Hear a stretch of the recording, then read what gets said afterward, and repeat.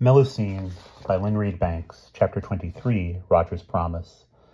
As the car drove away, Roger was suddenly feeling very odd. Through a funny kind of mist, he saw Emma and Polly running toward him from the direction of the river. He watched them coming. Polly was wearing a skirt for once. Her jeans were probably too filthy to wear, and he noticed she looked quite pretty, with her brown, curling hair blowing around her face. Emma was running behind her.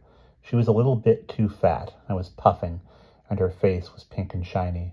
He noticed these ordinary things about them, as if he were seeing his sisters for the first time.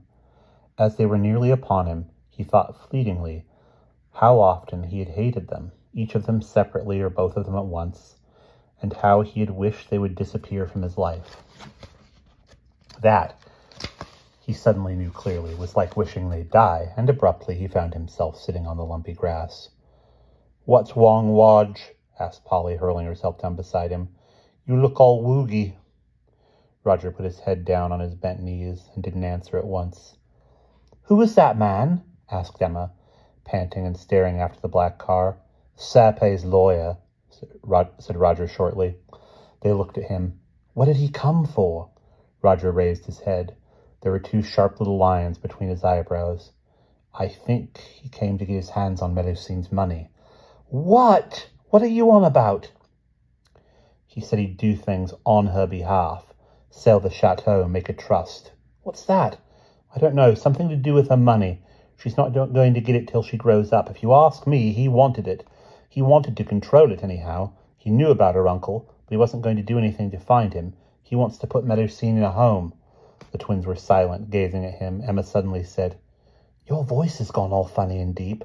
Polly said, "Why can't she come back and live with us?" Roger wrenched his neck, turning to look at her. It hurt. "Are you serious?" "I don't know. Sort of. She's okay if she'd learn English." "Where would she sleep? We haven't another bedroom." The twins looked at each other, then Polly said slowly, Well, I'd let her have my room for a bit. Pod and Ed could sleep together, eh, Ed?" Emma, picking at a mosquito bite on her forearm, nodded doubtfully, and Polly said with sudden force, "It'd be well horrid in a home."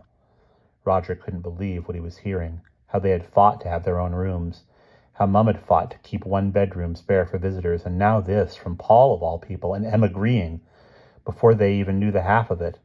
"After all," Polly was saying, "she's lost her dad. Well, awful, him being killed like that. Although he was scary." "He was crazy," said Roger. His legs felt better, stiffer. He scrambled up. "Come on, let's go and talk to Mom and Dad." Their parents had their heads together over the big table, and when they heard the children come in, they drew apart. "Where is she?" asked Roger at once. The door of his bedroom had been open, and there was no one in there. "She's gone to her own bed to sleep," said his mother. "I gave her the pills. She'll sleep for hours now. Do her good, poor little scrap." "We want to talk to you about her."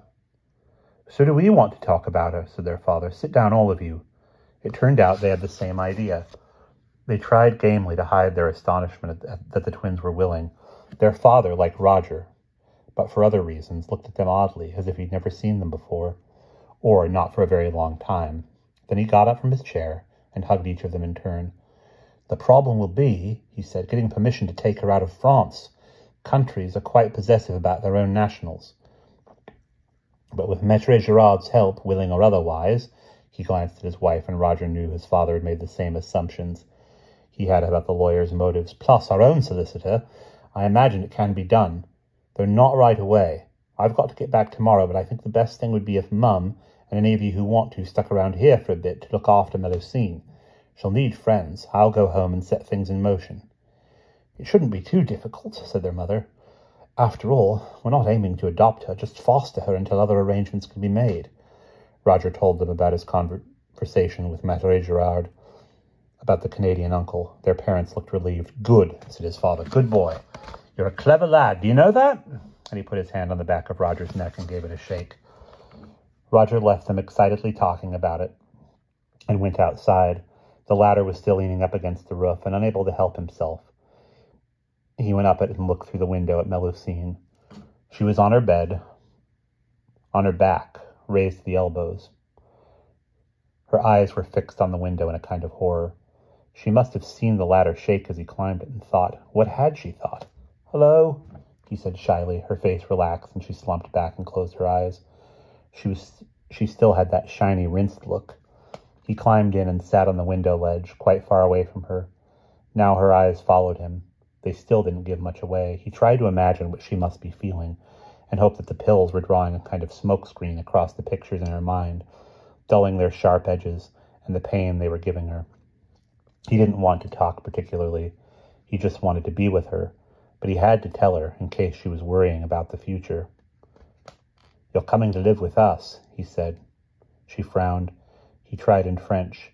"Tu viens habiter avec avons en Angleterre," he added. When she didn't reply, he went on. "And then maybe you'll go to Canada to live with your uncle if you want to.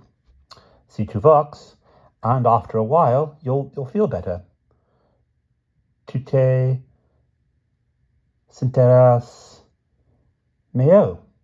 You'll forget the bad things and you'll be happy." She continued to stare at him. Her lips were parted and her breath was coming in little soundless gasps. "I promise," he said recklessly. "Je t'ai promis. Everything will be okay." She moved her head. It might have been a nod of agreement, or it might have been a shake of denial. Anyway, it was a response. He smiled at her. She closed her eyes slowly, as if to watch his hopeful smile till the last minute. Just as he thought she had fallen asleep, she spoke. "Please, you milk?" God, of course, the goats, they couldn't go all night without being milked. Without giving himself time to think, he said, "Yeah, okay, don't worry, I'll do it." She smiled faintly and slept. He went down to his father, frowning. "Dad, I have to milk all the goats," she said. He looked up, dismay on his face. "Crumbs," he said comically. "How many did you say there were?" "About 3 dozen. His father stood up, flexing his unaccustomed dentist hands. "Right," he said. "Come on, we'd better get started." And that's the end of chapter 23.